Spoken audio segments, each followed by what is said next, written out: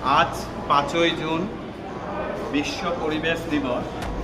সেই উপলক্ষে মাননীয় পশ্চিমবঙ্গ সরকারের বন বিভাগ যে বৃক্ষরোপণ কর্মসূচি, মায়ের নামে গাছ লাগাও এই কর্মসূচি পালন করতে বলেছে, সেই কর্মসূচি আমরা আমাদের বিদ্যালয়ে পালন করতে চলেছি।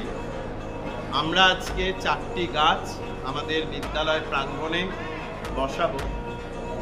এই 4টি গাছ বসাবেন আমাদের মাননীয় প্রধান শিক্ষক মহাশয়।